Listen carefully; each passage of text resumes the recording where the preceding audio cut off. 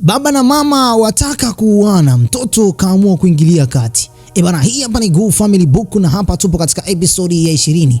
Tunaendelea pale ambako tulipokuwa tumeweza kuishia. Tuliishia katika kipengele ambacho Gwan-hoon alikuwa anataka kuweza kuuawa na kisha huyo mtu alikuwa anataka kuweza kumuua pale aliweza kupigwa panga. Kumbe aliyekuwa ameweza kufika katika ile eneo alikuwa ni Sebuka. Gwan-hoon alishukuru sana na kisha Sebuka akaomba msamaha kwa kuweza kuchelewa. Wakaamua kuzunguka katika lile eneo na kisha wakakuta watu wengi sana wameweza kuuawa.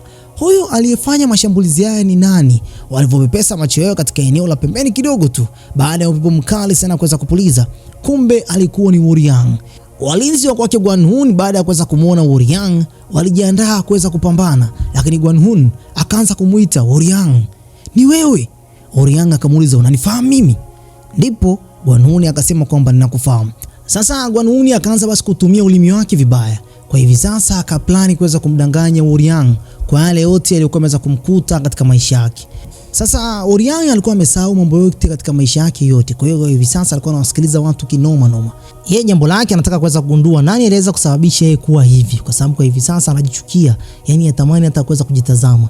Sasa baada ya hapo Gwan-hoon aliweza kumtamkia kwamba aliyesababisha mambo yote haya ni Sewa, kwa sababu kwanza kabisa Sewa ndio mtu aliyekuwa ameweza kuwatuma au wauaji waweze kufika katika jengo la kwake Gwan-hoon na kwenda kumuua. Sasa Gwan-hoon aliweza kukubaliana na Woryang kwamba atampelekea Sewa ili tu aweze kuyaacha maisha yake. Sasa baada ya hapo kumbe huku ndani Sewa alikuwa anaongea na binti Damioli katika siku ya leo. Damioli anamwambia kwamba Choka Nchini moja kati ya kijana ambaye nimeishi naye katika jengo la mafunzo na anajituma sana, moja kati ya vijana ambao ni waerevu sana. Mwanamama baada ya kuweza kusikia sifa za kijana wake aliweza kujisikia uchungu na kisha akaweza kueleza wazi kwamba Choka Nchini moja kati ya mtu ambaye nampenda, ila hawezi kumtazama tena machoni mwake kwa sababu kwa miaka 20 iliyokuwa imeweza kupita aliweza kumtelekeza, ila hata yeye mwenyewe binafsi hajaweza kujisamehe hiyo dhambi. Amekuwa akilala chini katika eneo la mchanga akipata maumivu yote, hajatamani hata kulala katika eneo la kitanda. Huku Kanchi alikuwa anazidi basi kuweza kuambiwa kwamba anapaswa kuweza kupambana. Anaenda kupambana na mtu ambaye ni adui mkubwa sana wa nchi nzima kwa hivi sasa. Sasa Choka Nchini alikuwa atamani kuweza kufanya lile jambo kwa sababu akitoa riboni yake inaweza kusababisha yeye mwenyewe binafsi kutokuweza kujizuia. Sasa Master alikuwa anajaribu kuweza kumpa yale mafunzo ambayo ni magumu sana. Na Master amejitoa wazi kwamba katika siku ya leo nipo kabisa, nahitaji kwenda kupambana na Choka Nchini katika hali na mali. Akiniua sawa, asiponiua pia sawa. Choka Nchini aliweza pia kuweza kufanyishwa mazoezi makali sana na kisha huku Master Gondai alikuwa anamwambia Seong kwamba haya mazoezi ambayo ni magumu sana, ila kibaya zaidi ni kwamba Master amejitoa uhai wake kwamba endapo kama Choka Nchini atamuua basi ndio inakuwa mwisho wa maisha yake katika siku ya leo. Huku nje sasa Choka Nchini akawa ameweza kukatwa katika eneo la bega na kisha Master anamwambia kwamba unapaswa uweze kupambana. Sasa Choka Nchini akagundua kwamba ile jambo kumbe ni serious, akatoa riboni yake na kisha akaanza kupambana na Master. Uwezi amini alipambana kwa usiku mzima. Sasa mpaka asubuhi ilipokuwa imeweza kufika, bwana mkubwa Jero aliweza kumfuata mwanamama anaitwa Lady Miyamoto na kisha akamuuliza, "Je, ni wewe uliyekuwa umeweza kutuma wauaji katika jengo la kwake Gwan-hoon kwa usiku wa jana?" Lady Miyamoto anasema kwamba ndio, ni mimi nilikuwa nimeweza kuwatuma. Basi Jero akaambia kwamba twende ukaone namna ambavyo watu wetu walivyoweza kuuawa. Jero alikuwa amekasirika kinoma noma. Walipofika katika eneo la nje basi wakutana pale na Gwan-hoon. Na Gwan-hoon anasema kwamba watu wako nimewakuta katika eneo langu wakiwa wameweza kuuawa. Je, ni nani aliyewatuma watu wako katika eneo langu? Mwanamke huyu alikuwa na hasira sana katika siku ya leo. Ipo dhahiri kwamba anataka kuweza kumuua Gwan-hoon. Kisha akamjibu na kusema kwamba, "Je, nikijibu kama ni mimi hapa nimeweza kuwatuma watu wao, una lolote kunifanya?" Basi pale akatoa amri kwa askari wake waweze kumuua Gwan-hoon. Sasa wale askari namna ambavyo walikuwa wameweza kushikilia zile panga, mwanamke huyu akawa ameweza kugundua jambo moja tu kwamba hawa watu tayari walikuwa wameshaweza kumsaliti na kisha Jero ni mtu wa kwanza aliyeenda upande wa kwake Gwan-hoon. Hapo akamtolea maneno makali sana mwanamke huyu na kisha akamwambia kwamba hatutokubali biashara zetu ziweze kuharibika kwa makosa ambayo wewe mwenyewe binafsi umeweza kuyasababisha. Kuanzia hivi sasa wewe sio mmoja wetu. Wewe ni mmoja kati ya mtu ambaye ni msaliti. Naye mwanamke huyo anamwambia Jero kwamba na wewe pia ni msaliti. Ngoma ikawa nzito. Taarifa zikaanza kusambaa kwamba Wajapani katika jengo la kwake Gwan-hoon basi wameanza kusababishiana vurugu za hapa na pale. Kila mtu akawa ameweza kugundua zile taarifa. Basi katika eneo huku ambako basi Choka Nchini anafanya mazoezi katika siku ya leo, binti mwenyewe anashangaa namna ambavyo baba yake mzazi ameamua kuweza kupambana na Choka Nchini. Watu wanamwambia kwamba ni mazoezi kwa ajili ya Choka Nchini kwenda kupambana na baba yake. Haya mambo si ya kawaida. Choka Nchini alikuwa anahitaji kuweza kupambana na huyu mzee. Master Dam baba yake Damiola anamwambia kwamba utajificha ficha mpaka lini kwa hiyo staili ya kishenzi shenzi. Chokanchi anamwambia kwamba nafanya hivi kwa ajili ya kuweza kujikinga na wewe, sitaki kukudhuru. Mzee akaambia kwamba unavyoendelea kupoteza muda ndivyo watu wanavyozidi kuuawa huko mtaani. Pambana kwa ajili ya kwenda kuokoa hao watu huko mtaani. Baba yako anazidi kuwaua watu. Hapo Chokanchi hasira zilimpanda, alipambana kwa kasi isiyokuwa ya kawaida, lakini dakika za mwisho alimuonea huruma Master. Hapo Master akaona kwamba huu ni udhaifu, akachukua upanga wake akamchomeka Chokanchi katika eneo la tumbo. Basi hapo akatoa amri, saa 9:30 naomba nikuone hapa, mapambano yataendelea. Binti pamoja na Seong wakaamua kuweza kumchukua kijana wa watu. Huku Master kumbe bana alikuwa ameweza kudhurika na yeye, akawa anajaribu kuweza kujilaumu, lakini hakuna namna, wanapaswa waweze kumfundisha Chokanchi kwa ajili ya kwenda kupambana na baba yake. Huku Gwanun kulingana na matatizo yalikuwa yameweza kutokea kwa usiku wa jana, leo Jaero kaja kuomba msamaha, amemletea Gwanun silaha ya kazi. Hii ni bunduki mzee Gobore. Sasa baada ya kuweza kumkabidhi hii bunduki, Gwanun akasema kwamba niko tayari kuendelea kufanya biashara na nyinyi, lakini pia hawa Japani waliweza kupewa ramani ya ujenzi wa meli. Kisha akamwambia kwamba hapa katika nchi yetu kwa hivi sasa bwana mkubwa Yin Sun Shin anaandaa meli ya kivita. Huku ndo maandalizi yanazidi kuendelea. Yin Sun Shin anajaribu kuweza kukagua vifaa vya kazi huku. Taarifa za kazi zilikuwa zinazidi kutolewa pale pale. Taarifa hizi zilikuwa ni kwa ajili ya ujenzi wa taifa hili, lakini Gwanun alikuwepo anaziuza. Basi Chokanchi katika siku ya leo, basi baada ya mapambano yale, leo binti tena akawa ameweza kumfuata kwa kuweza kugundua kwamba Chokanchi anaendeleaje. Basi akamwambia kwamba unapaswa uweze kubadilisha nguo. Hizi nguo basi ni nguo ambazo umeweza kuzivaa kwa muda mrefu sana. Basi Chokanchi akawa anabadilisha, binti amegeukia upande mwingine na yeye pia amegeukia upande mwingine. Akaanza kuzibadilisha pale chapchapu, na kisha kipindi ambacho walivyokuwa jaribu kuweza kuongea kwa muda mrefu pale ndani, wakawa wameweza kukumbatiana, yani kuna hali ambayo ya upendo ndani yao bado inazidi kuwazunguka wa vijana hao.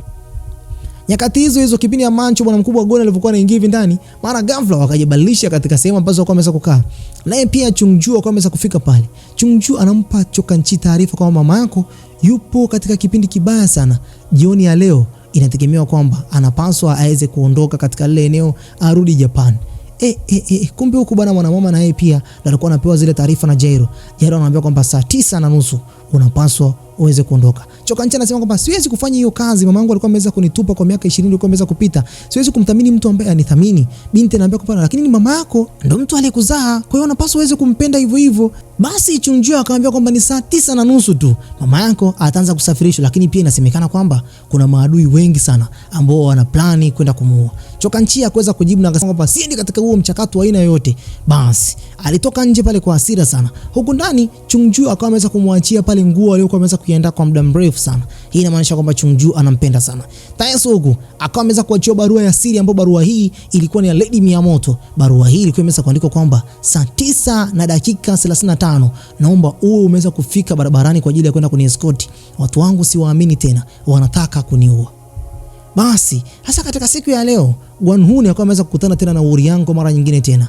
Anampa taarifa kwamba mwanamama binti Lady Miyamoto, yani Sewa, leo kuanzia saa 9:30 hata kuwepo tena katika hii njia ya hapa kwangu. Atakuwa barabarani kuelekea katika eneo la mto. Huko atapanda boti kuelekea Japan. Unapaswa uweze kumwahi mapema ili tu uweze basi kwenda kumuua. Huyu mzee sio mzee wa kawaida hata kidogo. Sasa huku bana Chokanchi katika siku ya leo akawa amejaribu kwenda kutafuta angalau furaha huko mtaani. Akaenda basi akawa anaongea na Mobonchul katika siku ya leo. Akanunua kuku nyingi sana. Basi akawa anajaribu kuweza kumuuliza taarifa kuhusiana na mama yake. Maana Mobonchul alishamwambia Chokanchi kwamba mama yake ni mtu ambaye ni kipofu na anamtegemea yeye tu. Basi Chokanchi akaanza kupewa pale taarifa kwamba mama yake sasa hivi anaendelea vizuri, na kisha huyo mwanamke anampenda sana Mobonchul kwa sababu ndio mtoto wake wa kipekee tu aliyoko naye kwa hivi sasa. Lakini kibaya zaidi ni kwamba Mobonchul anasema kwamba mama yake uaga mara nyingi anamwambiaga kwamba aoe, kwa hiyo yeye mwenyewe binafsi hataki kuoa, hayupo tayari kuoa kwa hivi sasa. Sasa Kanchi akawa anasema kwamba vipi, ni wanawake wote wako hivyo? Mobonchul akamuuliza, wanawake wote wako hivyo, lakini akamuuliza kuna nini, kwani mbona unauliza kuhusiana na mama tu katika siku ya leo? Kuna tatizo? Au unamwaza sana yule demu wako? Akaambia kama yule demu wako tafuta demu mwingine. Chokanchi akaanza kushangaa pale. Kisha binti akawa ameweza kufika pale, yani Damiola baada ya kuweza kufika pale wakawa wanamtania, yani Mobonchul anajaribu kuweza kumtania binti kwamba anavaa suruali za wanaume, anaonekana kama vile mwanaume. Akawa anamfinya na kisha akaamua kuweza kusepa pale. Huko barabarani leo Kanchi anawekwa wazi kwamba mama yake kwa usiku wa jana alikuwa naye. Yaani Damioli alikuwa na mama yake Choka Nchi kwa usiku wa jana, na kibaya zaidi ni kwamba mama yake alimweleza kwamba hakuwahi kuweza kulala chini kwa amani hata siku moja. Kwa miaka 20 amekuwa akilala katika eneo la ardhi akipata mateso makali sana. Kwa hiyo anatamani kuweza kumwomba Choka Nchi msamaha. Huku katika jengo la Century House, mama yake Choka Nchi, yani Sewando, alikuwa basi anajiandaa kwa ajili ya kuweza kusepa pale. Kisha kipindi ambacho anasepa, Jero anamwambia kwamba safiri salama. Akageuka nyuma na kisha akawa anamtazama Taeso.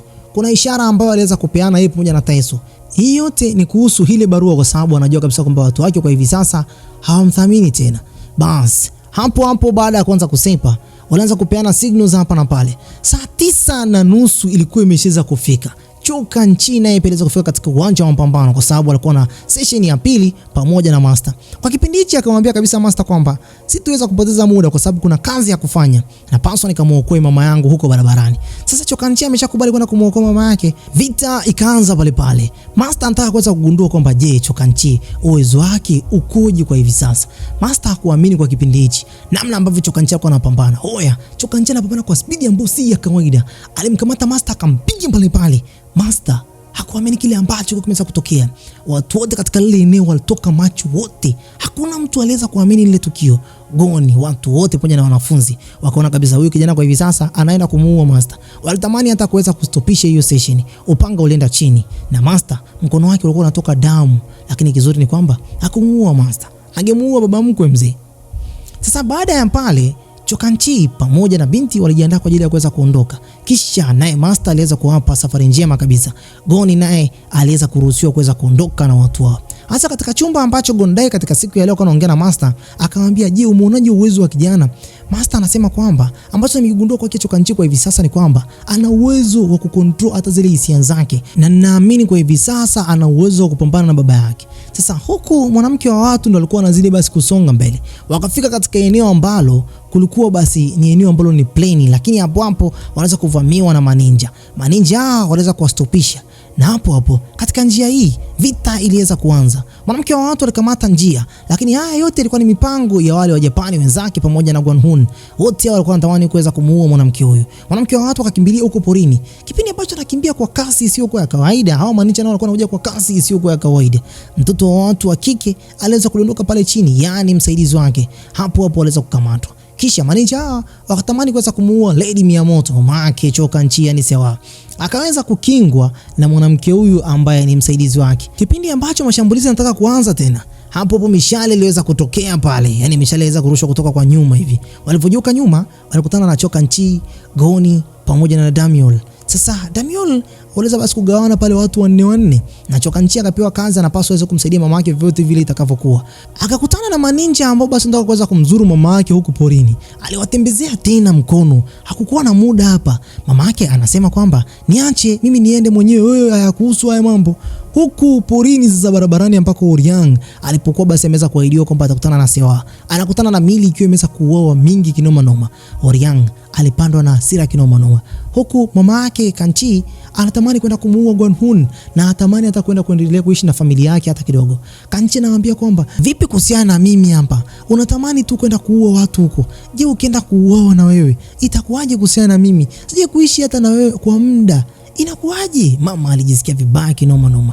Kisha wakaanza safari ya kwanza basi kuendelea na mchakato wao. Yaani Choka Nchi amuokoe mama yake. Hasa huku vurugu zilikuwa zinazidi kuwa nyingi kwa sababu maninja walikuwa wanazidi kuongezeka. Goni pamoja na Damiol walikuwa wameweza kuzidiwa kwa hivi sasa. Aliweza kuingia mtu mmoja katikati ya mtanange. Huyu alikuwa ni Taeso, anapiga mkono kinoma noma. Hapo basi Choka Nchi alikuwa ameshaweza kumfikisha mama yake katika eneo ambalo kuna kijumba fulani huko porini. Walikuwa wamepanga kwamba watakutana na wenzake katika ile eneo, lakini anavyoona kwa hivi sasa wenzake wameweza kuzidiwa huko walipo. Akamwambia mama yake kwamba nitarudi. Kisha mama yake akamwambia kwamba naomba uwe salama. Choka Nchi kipindi ambacho anaondoka, akafika katika eneo la msituni huko mbele kidogo tu, akasikia kwamba kuna hali ambayo si ya kawaida. Kumbe bana, huku alikuwa ameweza kufika hapa alikuwa ni Oriang. Oriang alipofika katika ile eneo, mwanamke huyu anashangaa, Oriang kumbe yuko hai. Alimwona kwamba ameweza kupigwa upanga, akaanza kumuita Oriang. Oriang anashangaa tu, anamuuliza wewe ni nani? Oriang. Mama akaita tena. Oriang anaanza kupata kumbukumbu kidogo. Ghafla, wakati ambako Oriang anataka kuweza kumuua huyu mwanamke, alipokuwa anasogea taratibu tu, kisha Choka Nchi akaingilia katikati. Akamwambia Oriang, huwezi kuua mtu wa aina yoyote kwa hivi sasa. Siwezi kuliruhusu hili jambo. Mwamba alitoa macho kinoma noma. Lakini nyakati hizo za kipindi ambacho Choka Nchanja alikuwa kubishana naye, Oriang naye hasira zikawa zinampanda. Maumivu yakawa makali sana pale pale. Bana naam. Basi mimi nafikiri kwamba sitakuwa na la ziada kwa muda huu. Dondosha komenti yako hapo chini uniambie umeonaje kazi hii. Tukutane tena katika episodi ya 21. Bye bye for now.